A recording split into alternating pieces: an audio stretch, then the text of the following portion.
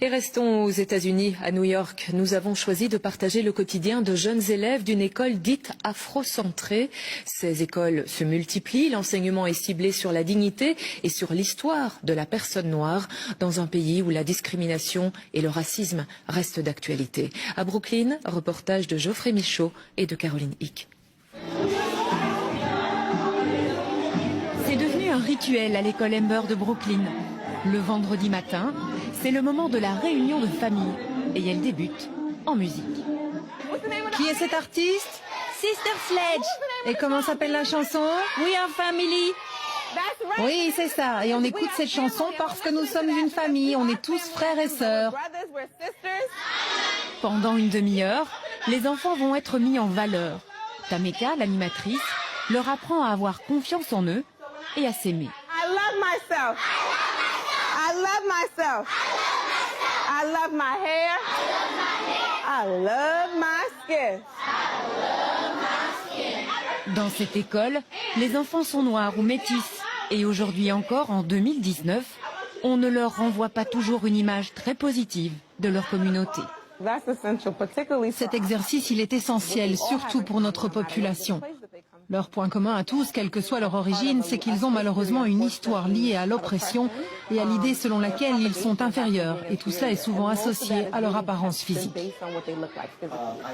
Alors ici, tout l'enseignement a été repensé par cet homme, Rafik Kalam, le directeur. Son école, il l'a voulu afrocentrée. Cela veut dire qu'ici, on se concentre sur les besoins et les particularités de la communauté noire.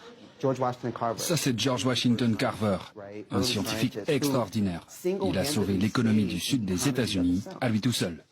Pour lui, dans les écoles traditionnelles américaines, l'enseignement est totalement biaisé, le cours d'histoire en particulier. Notre objectif à nous, c'est de dire la vérité.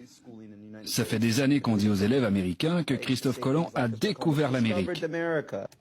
Or, avant 1492, il y a eu des gens de couleur au pouvoir. En Europe aussi. Mais ça, on n'en parle même pas. Comme beaucoup d'autres parents de Brooklyn, Janae a été séduite par cette approche. Ces 4 dernières années, les inscriptions ont grimpé ici de 45%. J'ai l'impression que toute notre vie, on nous a raconté l'histoire d'autres personnes.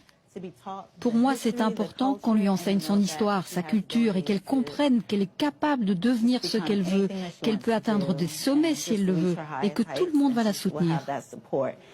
Et dans cette classe, les élèves sont unanimes. L'école atteint ses objectifs.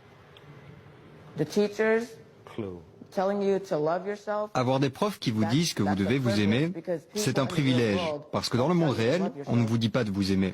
Il y a toujours quelqu'un qui veut que vous tombiez, que vous trébuchiez. Il n'y a pas qu'ici à Brooklyn que l'on peut inscrire son enfant dans une école afrocentrée. Plusieurs d'entre elles ont ouvert leurs portes en Californie, à Washington ou encore dans l'Ohio. Des écoles qui connaissent un succès grandissant auprès de parents convaincus qu'elles seront plus bénéfiques pour leurs enfants que celles du système scolaire traditionnel.